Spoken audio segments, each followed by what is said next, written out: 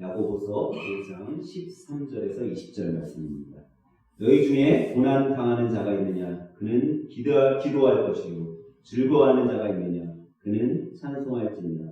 너희 중에 병든 자가 있느냐? 그는 교회의 장로들을 청할 것이요. 그들은 주의 이름으로 기름을 바르며 그를 위하여 기도할지니라. 믿음의 기도는 병든 자를 구원하리니 주께서 일으키시리라. 혹시 죄를 범하였을지라도 사하심을 받으리라.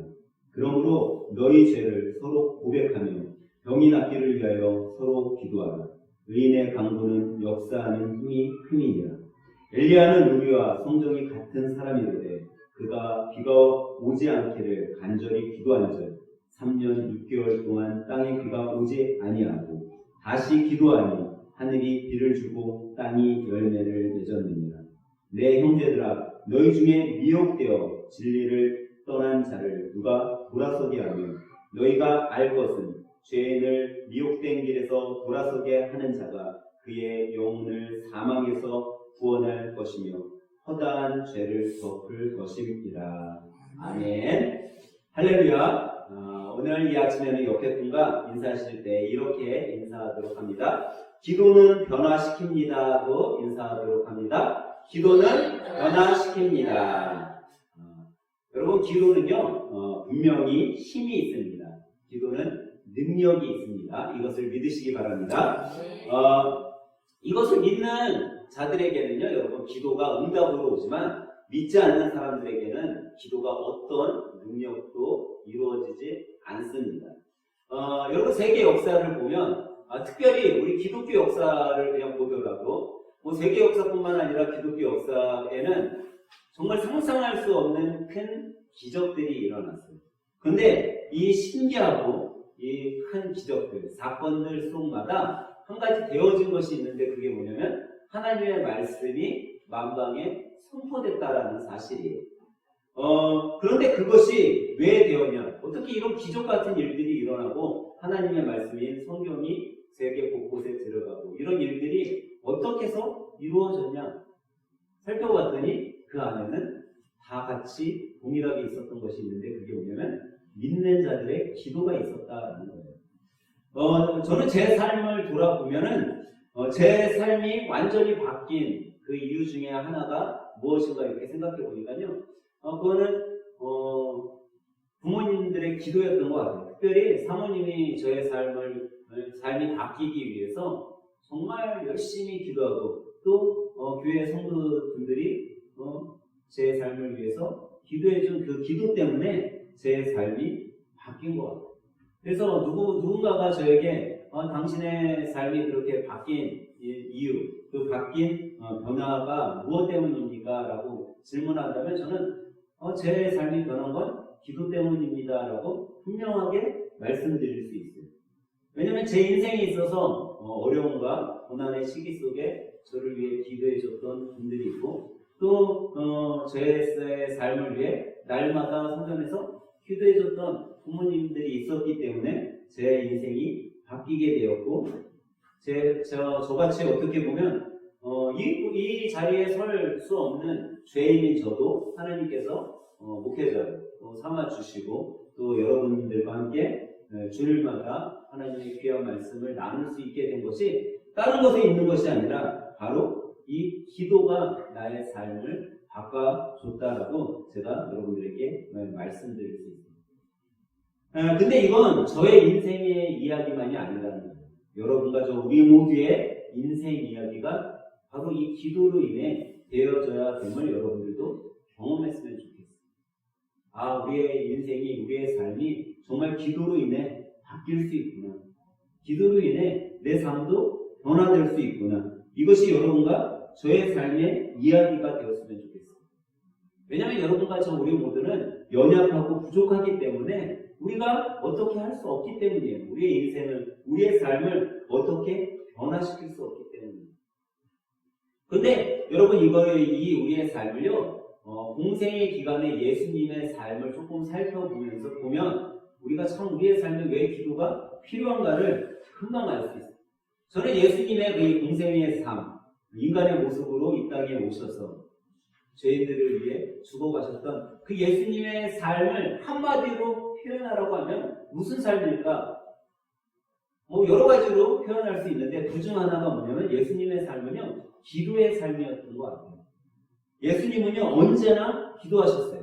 작은 일을 할 때에도 예수님은 기도하셨어요. 어마어마하게 큰 기적을 일으킬 때도 예수님은 기도하셨다는 거예요.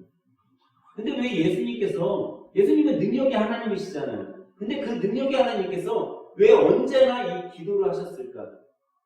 그것은 여러분과 저에게 이 기도가 너무나도 중요하고 이 기도만이 능력을 일으킬 수 있는, 우리가 능력을 체험할 수 있는 것임을 여러분과 저에게 깨닫게 해주시기 위해, 우리 삶에 기도가 빠져서는 안 됨을 가르쳐 주시기 위해 예수님도 이 기도의 삶, 기도의 인생을 살아가신 것 같다라고 생각합니다. 근데 이거는 예수님의 삶만이 그러냐? 아니요, 기독교 전체 역사에 있어서 기독교 신앙을 갖고 있던 믿음의 선배들의 삶, 구약에서는 우리가 잘 아는 아브라함이요, 하나님께서 야 아브라함아, 너 자식 좀 바쳐, 너 하나밖에 없는 아들 바쳐야 된다라고 말씀하셨을 때, 여러분의 자식을 하나님 앞에 번제로 죽여서 드리라고 한다면 여러분 그게 문제가 되겠어요, 안 되겠어요? 고통이 되겠어요, 안 되겠어요? 근데 그때 아브라함이 어떻게 했어요? 하나님께 기도함으로 하나밖에 없는 이삭을 모리아산에서 바치기 위해 걸어갔어요. 기도가 있었기 때문에 그가 담대한 가운데 행할 수 있었죠. 모세는 출애굽시키기 위해 이스라엘 백성들을 애굽 땅에서 출애굽시킬 때 어떤 사람이세요? 하나님, 저는요 혀가 어두네요. 말주변이 없어요. 이런 제가 어떻게 이스라엘 백성을 출애굽시킵니까? 저는 할 수 없어요. 그런 자를 하나님께서 너 모세야, 너는 할 수 있다. 너가 이스라엘 백성들을 출애굽시킬 거다라고 명령했을 때 모세가 어떻게 했어요? 하나님 앞에 순종하고 기도함으로 이스라엘 백성들을 출애굽시켰어요.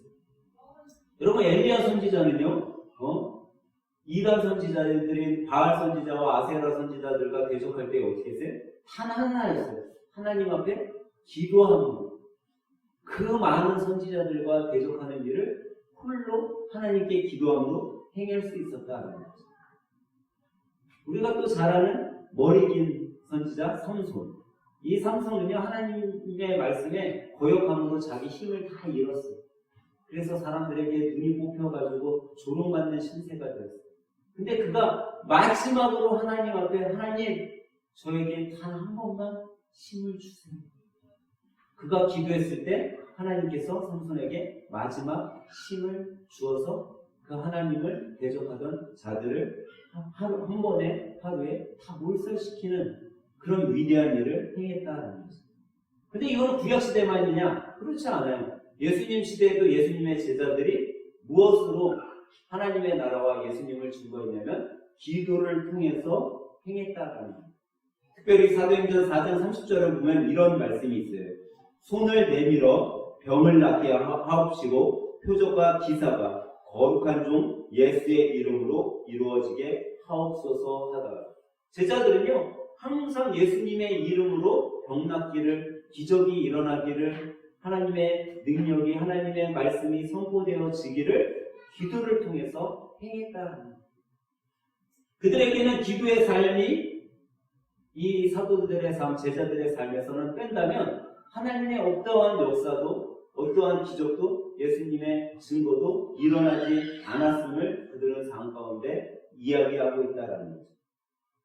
아마 예수님 시대가 지금 시대에 비하면요, 사람들이 병이 걸렸으면 사람들이 어떻게 할 바를 몰랐을 거예요. 지금은 그래도 병이 걸리면 여러분 어떻게 해요? 약국 가서 약을 먹든가 병원에 찾아가서 치료를 받잖아요. 근데 예수님의 시대에는 사실 이런 게 별로 없었어요. 구약시대 때는 한다는 게 그냥 선지자들을 찾아가서 선지자께 기도받고 낫는 것이었어요. 신약시대 때는 오히려 그런 하나님의 선지자들이 힘쓰는 능력을 행하는 선지자들이 없었어요. 그러니까 예수님 시대에는 병 걸리면 그냥 죽거나 아니면 그냥 약초 같은 거 이런 것들을 바르거나 그런 정도로 끝났을 거예요. 그러니까 그들은 할 수 있는 게 뭐였어요? 기도하는 것밖에 없었습니다. 하나님 병을 좀 낫게 해주세요. 근데 이게 예수님 시대에만 그러냐? 지금 시대에도 이 기도는요 우리 삶 가운데 필요하다라는 거예요. 근데 오늘 본문은 분명하게 우리들에게 이야기해 주고 있는데 오직 예수의 이름으로 기도할 때 이런 기적이 일어남을 우리들에게 이야기해 줍니다. 예수의 이름의 능력만이 병을 고칠 수 있음을 우리들에게 이야기해 줍니다. 예수의 이름의 능력만이 여러분과 우리의 삶을 변화시켜 줄 수 있는 그 가장 큰 능력이 됨을 오늘 여러분과 저에게 가르쳐 주고 있는 거죠. 그러기에 하나님께서는요, 여러분과 저에게 우리가 기도하라고 말씀해 줍니다. 하나님께서는 여러분과 여러분과 제가 괴로울 때 기도하는 그 신음의 기도 소리를 듣고 계십니다. 여러분과 제가 병들어 아파할 때 기도하는 그 기도를 들어주시는 거예요. 여러분과 제가 고난과 환난을 당할 때 기도하는 그 기도를 들어주시는 거예요. 그래서 여러분과 제가 괴로울 때 기도하는 자들에게는 하나님께서 평안을 주시고 병들어 아파하며 기도할 때는 하나님께서 건강으로 다시 회복시켜 주시고 여러분과 제가 고난과 환난 가운데 기도할 때는 그 문제를 해결해 주시는 거예요. 시편 기자는 그래서 여러분과 저에게 이렇게 말씀하고 계세요. 시편 50편 15절에 보면 환난 날에 나를 부르라 내가 너를 건지리니 내가 나를 영화롭게 하리로다 라고 말씀하고 있습니다. 여기는 분명 예수님께서 여러분과 제 기도를 들으시고 건져주실 것을 우리들에게 분명하게 말씀해주고 있다는 거예요. 그래서 오늘 이 아침에는 여러분과 제가 정말 이 중요하고 능력 있는 기도, 과연 이 중요하고 능력이 있는 기도는 어떤 기도가 될 때 이게 능력 있는 기도가 될까를 한번 생각해 보면서 이 시간 함께 은혜를 나누려고 합니다. 첫 번째로 여러분과 저에게 있어서 너무나도 중요하고 능력 있는 기도는요, 어떤 기도냐면 믿음의 기도라는 겁니다. 오늘 본문으로 가겠습니다. 15절은 이렇게 말씀하고 있어요. 믿음의 기도는 병든 자를 구원하리니 주께서 그를 일으키시리라.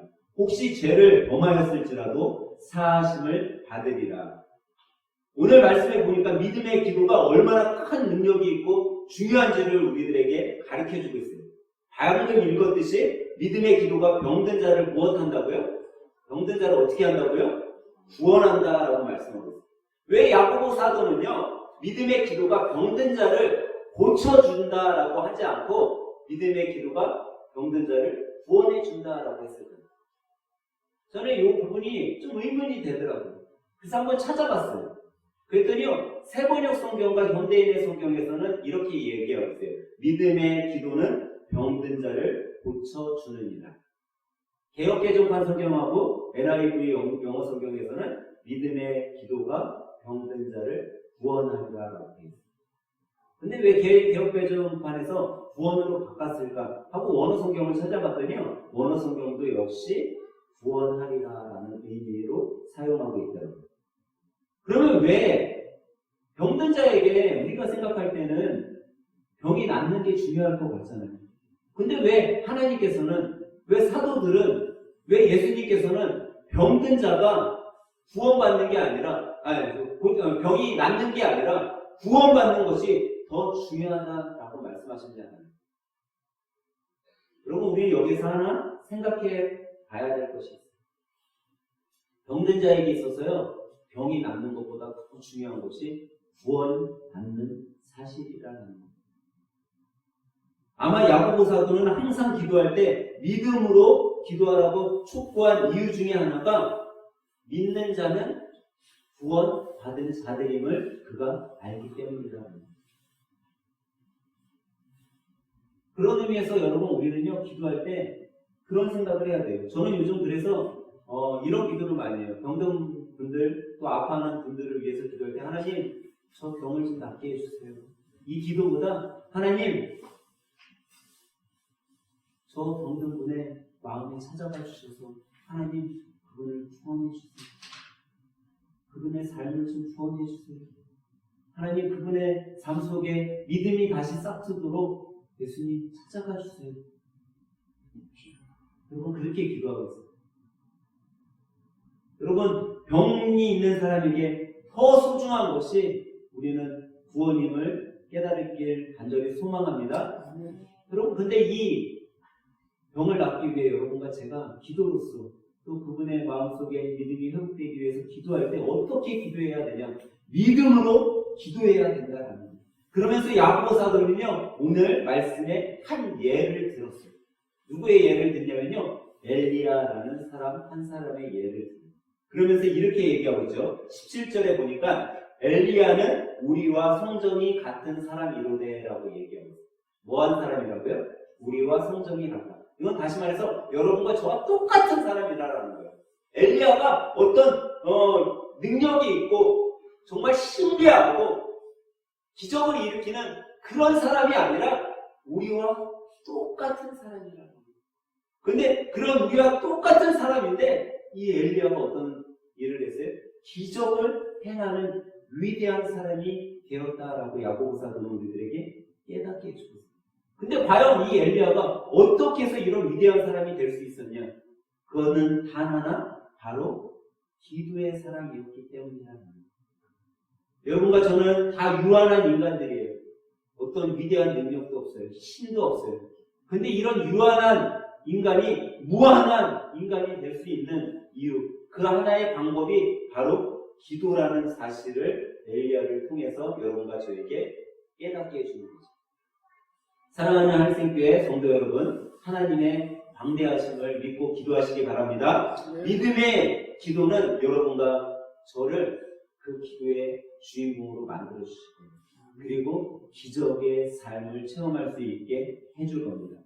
이것을 믿는 우리 모두가 되길 간절히 소망합니다. 두 번째로 여러분과 저에게 있어서 너무나 중요한 능력 있는 기도는요, 어떤 기도냐면요, 의인의 기도라는 사실이에요.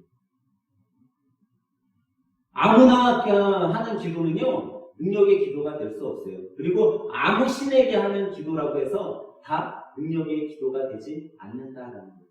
오늘 본문 16절은 이렇게 말씀하고 있어요. 그러므로 너희 죄를 서로 고백하며 병이 낫기를 위하여 서로 기도하라. 의인의 강구는 역사하는 힘이 큼이니라 라고 이야기하고 있다는 거죠.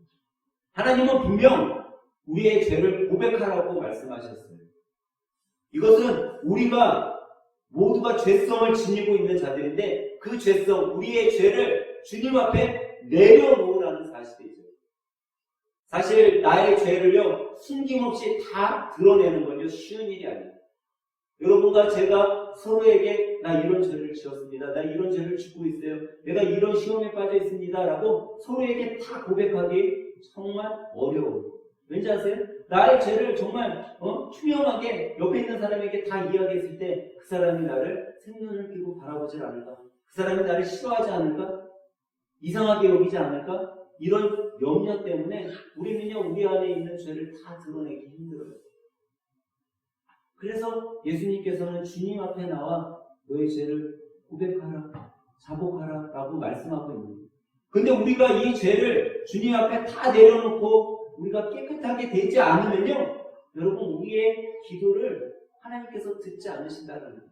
잠언 기자는 잠언 15장 29절에 이렇게 말씀하고 있어요. 여호와는 악인을 멀리하시고 의인의 기도를 들으시느니라. 하나님은요, 악인의 기도를 듣지 않으신다는 거예요. 죄인의 기도를 듣지 않으신다는 거예요. 의인의 기도를 들으신다는 거죠. 그렇기 때문에 우리가 의인의 삶을 살아가면서 의인으로서 기도할 때 하나님의 마음을 움직일 수 있는 거예요.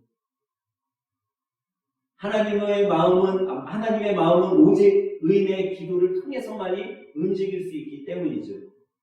그러면 여러분과 제가 의인이 돼야 되겠잖아요. 의인이 어떻게 해야지 우리가 의인이 될 수 있을까요? 여러분, 죄를 안 지으면 의인이 될 수 있을까요? 아니면 좋은 일을 많이 하면 의인이 될까요? 아니면 우리 교회가 성교하는 교회가 되기 위해 나가고 있는데 성교를 많이 하면 의인이 될 수 있을까요? 성경은 우리가 우리의 힘으로는 절대 의인이 될 수 없다라고 얘기하고 있어요. 여러분과 제가 아무리 노력해도 아무리 죄를 짓지 않는다 할지라도 우리의 힘으로서는 우리가 의인이 될 수 없다라고 말씀하고 있어요. 그러면서 여러분과 제가 의인이 될 수 있는 길에 대해서 이야기해 주십니다. 고린도서 5장 21절은 이렇게 말씀하고 있어요. 하나님이 죄를 알지도 못하신 이를 우리를 대신하여 죄로 삼으신 것은 우리로 하여금 그 안에서 하나님의 의가 되게 하려 하십니다. 로마서 5장 18절 19절은 이렇게 말씀하고 있어요. 그런즉 한 범죄로 인하여 많은 사람이 정죄에 이른 것 같이 한 의로운 행위로 말미암아 많은 사람이 의롭다 하심을 받아 생명에 이르렀느니라. 한 사람이 순종하지 아니함으로 많은 사람이 죄인이 된 것 같이 한 사람이 순종하심으로 많은 사람이 의인이 되느니라 라고 말씀합니다. 이 말씀이 뭐죠? 바로 여러분과 제가 의인이 될 수 있는 유일한 방법, 그 방법은 바로 예수 그리스도라는 겁니다. 여러분과 제가 예수 그리스도를 마음에 믿고 그분의 말씀에 순종함으로 그분의 발자취를 따라가는 삶을 사는 때 여러분과 제가 의인의 삶을 사는 거고 의인의 길로 가는 거라는 거죠. 여러분, 사단은요, 여러분과 제가 의인의 삶에 살아가는 것을 어떻게 해서든지 막는. 여러분, 요즘에 우리나라에요, 청년들, 학생들이 교회에서요 다 빠져나가고 없다라고 얘기해요. 근데 그 이유 중에 하나, 가장 큰 사건이 뭐였어요? 코로나였어요. 코로나 전에는 부모님을 따라서 주일이면 교회에 가는 게 당연한 일로 여겼어요. 우리는 우리 가정은 그래도 주일 되면 엄마 아빠 손잡고 교회를 가야 돼. 학생들, 청년들도 주일날은 교회 가서 예배 드리는 게 당연한 걸로 생각을 했어요. 근데 이 코로나 위기를 통해 교회가 문을 닫게 되고 예배가 모임이 금지되고 예배가 이루어지지 않자 우리가 어떻게 예배 드렸죠? 어떻게 예배 드렸어요? 온라인 예배 드렸어요. 온라인 예배를 드리면서 우리 학생들, 우리 청년들 자고 속에 예배 내가 집에서도 충분히 드릴 수 있어. 내가 하나님의 말씀만 보면 되지. 라는 인식으로 자리 잡았어요. 그리고 난 다음에 다시 교회가 개방되고 문을 열었을 때 아이들이, 청년들이 교회에 나오지 않고 나 집에서도 드릴 수 있는데 왜 교회에 나가? 온라인으로도 예배 드릴 수 있는데 교회에 나가? 이렇게 바뀌게 됐어요. 근데 여러분, 온라인 예배 드렸을 때 여러분의 한번 그 예배의 모습, 예배의 삶을 한번 여러분 되새겨 보세요. 여러분, 저는 목사인데도요, 이 온라인 예배 드릴 때 제가 처음에는요, 옷도 다 갖춰입고 정말 깨끗한 복장으로 모니터 앞에 앉아서 예배 드렸어요. 근데 그게 한 주, 두 주, 세 주 자꾸 넘어가니까 목사님 저도 흐지부지해지는 거예요. 내가 웬만큼 그냥 입고선 그냥 그래도 깨끗하게 내가 입었는데 내가 바른 자세로 예배드리는데 이 정도면 되겠지. 처음 정장을 갖춰입고 예배드리던 내 모습은 오간되었고 점점 편한 것을 추구하는 나를 보게 됩니다. 여러분, 사단은요 우리를 자꾸만 세상으로 가져가는 거예요. 그래서 교회를 떠난 사람이요 다시 교회에 돌아오기가 너무나 힘든 거예요. 여러분, 예수님을 안 믿던 사람을 전도하기는요 쉬워요. 참 쉬워요. 왜? 그가 일순간 변화되면요 바로 우리 교회 한번 가보자. 그랬더니 마음속에 자기 교회 가본 적이 없거든. 그래, 나 교회 한번 가볼까? 나 예수님 믿어볼까? 이런 생각이 쉽게 들어가는데 예수님을 믿었던 자가 교회를 떠나잖아요. 나 이미 다 알고 있는데 교회가 이런 데라는 거, 하나님의 말씀이 이런 거라는 거, 예배 이런 식으로 드리는 거 내가 다 알고 있는데, 여러분, 그게 뭔지 아세요? 교만이라는 거예요. 이 교만이 내 안에 들어와 있으니까 더 이상 예수님의 자리가 없는 거예요. 여러분, 의인이 되기 위해서 우리가 고려할 것들 수많은 것들이 있습니다. 그 중에 가장 큰 것이 이 교만입니다. 교만을 버리고 예수님을 우리가 오로지 믿고 따라갈 때 하나님께서 그 예수님 한 분으로 인해 여러분과 저를 의인으로 바꿔주시고 우리가 의인된 자로서 기도할 때 그 기도에 능력이 생김을 여러분 믿으시기 바랍니다. 그래서 오늘 우리가 말씀을 통해서 여러분과 제가 정말 응답받기 원한다면 하나님, 내 기도에 응답해 주세요. 지금 내가 기도하는 거에 하나님 기적이 일어나게 체험되게 해주세요 라는 그 기도를 여러분들이 원하신다면요, 여러분 정말 간절한 가운데 예수님을 내 마음속에 모시고 예수님으로 기도하시길 바랍니다. 그럴 때 의인의 기도가 되는 거예요. 의인의 기도는 하나님께서 역사해 주시는 거예요.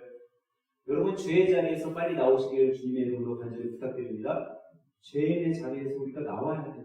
그럴 때 우리가 의인의 자리가 되는 거예요. 한 발은 세상에 담가놓고 한 발은 주님 앞에 담가놓고 우리가 어느 것에 있을까 좋을지라고 있어서는요 절대 어떤 역사도 어떤 기적도 일어나지 않아요. 의인의 기도가 여러분의 삶, 여러분의 인생, 여러분의 주위에 있는 사람들을 변화시켜 주는 기도임을 믿으시기 바랍니다. 그런 여러분 되시길 주님의 이름으로 간절히 축원합니다. 그러면 마지막 세 번째로 여러분과 저에게 있어서 너무나도 중요하고 능력 있는 기도는 어떤 기도일까요? 그것은요 여러분 간절함 가운데 하는 기도입니다. 여러분 지금 여러분 앞에 기도 제목이 있으세요? 아니면 그 기도 제목을 두고 여러분들이 기도할 때 누군가를 생각하면서 기도하고 있어요. 근데 여러분 기도하고 있고 내가 정말 기도하고 있는데 얼마나 간절하게 기도하고 있냐는 거예요. 저는 사실 기도할 때마다 이런 생각을 하면서 기도를 해요. 그게 뭐냐면 제가 기도할 때 누구나가 다 기도할 때 뭐 하길 원하면서 기도하죠? 응답받기를 원하면서 기도하잖아요. 근데 저도 기도할 때 응답받기를 원하면서 기도하죠. 근데 기도할 때 응답이 잘 안 될 때 이런 생각을 해요. 내가 지금 생각하는 응답과 하나님께서 원하시는 응답이 다른가? 내가 생각하는 이 기도의 응답과 하나님의 뜻이 다른가? 이런 생각을 하며 기도를 해요. 또 하나는 제가 기도할 때 응답이 안 되는 것 같을 때 이렇게 기도하죠. 하나님 아직 내가 너무나도 간절하게 기도하지 않아서 응답하지 않으세요? 정말 제가 더 간절한 가운데 기도해야 되는데 간절하지 못해서 아직도 부족해서 하나님 응답하지 않으세요? 라고 기도한다는 거예요. 근데 하나님은 여러분과 저에게 분명 뭐라고 말씀하셨어요? 구하라고 그러셨어요. 찾으라고 그러셨어요. 두드리라고 그러셨어요. 그러면 내가 너에게 분명 응답해 주겠다 약속하셨다라는 거예요. 그렇게 당부하셨어요. 근데 왜 하나님께서 이렇게 너 찾아야 돼, 구해야 돼, 두드려야 돼 왜 이렇게 수없이 말씀하셨냐라는 거죠. 그것은 하나님이 여러분과 저에게 간절한 기도를 원하시고 계시다는 거예요. 너무나 간절한 기도를 원하신다는 거예요. 우리에게 있어서 그런 간절함이 있을 때 하나님의 마음을 움직일 수 있는 거예요. 여러분과 저에게 그런 간절함이 있을 때 주님의 그 크신 두 팔이 우리를 덮어주시는 거예요. 우리에게 얼마나 간절함이 필요한지 여러분 성경은요 수없이 많은 이야기와 사건들로 우리들에게 이야기해 주고 있어요. 특별히 예수님께서는요 두로와 시돈 지방에 들어가셨을 때 한 사건을 우리들에게 이야기해 주시면서 너희들 간절한 가운데 기도해야 된다고 깨닫게 해주십니다. 또 예수님께서는 불의한 재판장의 이야기를 통해서 우리들에게 간절함을 깨닫게 해주십니다. 예수님이 두로와 시돈 지방에 들어갔을 때 무슨 일이 있었죠? 한 여인의 딸이 귀신에 들렸어요. 자기 딸이 귀신에 들렸으니 얼마나 엄마가 마음이 아프겠어요. 근데 예수님이 자기네 동네에 온다는 소식을 듣고 예수님 앞에 간 거예요. 그래서 예수님 앞에 그래요. 예수님, 저희 딸이 귀신 들렸는데 좀 살려주세요. 근데 예수님이 어떻게 해요? 들은 척도 안 하셔. 이 여인이 더 부르시죠. 예수님, 저희 딸을 좀 불쌍히 여겨주세요. 그랬더니 예수님이 뭐라고요? 야, 나는 이스라엘 백성 외에 하나님의 백성 외에 다른 민족을 위해 다른 사람들을 위해 오지 않았다. 이 여인이 어떤 여인이었기 때문에 이방 여인입니다. 그렇지만 그 여인이 어떻게 더 주님 앞에 매달리는 거야. 주님 우리 딸을 저를 좀 불쌍히 여겨주세요. 그러자 예수님이 뭐라고요? 이 여인에게 개 취급을 해. 개. 응? 너희는 개다. 나에게는 너희들 사람이 아니야. 너희는 개야. 개를 누가 신경을 써? 이렇게 말씀하셨어요. 그때 이 여인이 뭐라고요? 개도 주인상에 떨어진 부스러기를 먹고 삽니다. 주님 도와주세요. 살려주세요. 그러자 예수님이 어떻게 해요?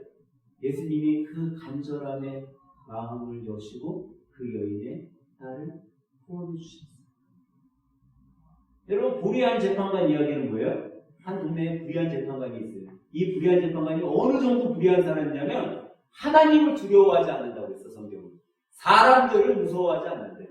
그런 불의한 재판관이에요. 근데 이 불의한 재판관에게는 누가 찾아가요? 한 여인이 찾아가. 그리고 자기의 억울함을 호소해요. 나 이런 잘못을 안 했는데 내가 이렇게 죄인이 됐습니다. 이거 좀 해결해 주세요. 그랬더니 이 재판관이 어떻게 해요? 거들떠도 안 보죠. 근데 이 여인이 어떻게 해요? 매일매일 찾아가는 거. 하루도 안 빨아놓고. 재판장님, 저 좀 이 억울함 좀 풀어주세요. 하루, 이틀, 3일, 한 달, 2달. 만약에 여러분들, 사업체 여러분들 집에 매일 사람이 와가지고 이것 좀 해달라고 한다면 여러분 어떻게 생각이 되겠어요? 매일 내가 출근하려고 나오는데 와서 있어. 와갖고 막 소리 질러. 여러분 어떻게 하겠어요? 하루 이틀을 넘어갈 수 있을 거야. 이 불의한 재판관이 생각을 해요. 야, 내가 이러다간 제명에 못 살겠다. 응? 이러다간 내가 미칠 것 같아. 야, 내가 저 여인 억울함 들어줘야겠다 하고 그 여인의 억울함을 풀어줬어요.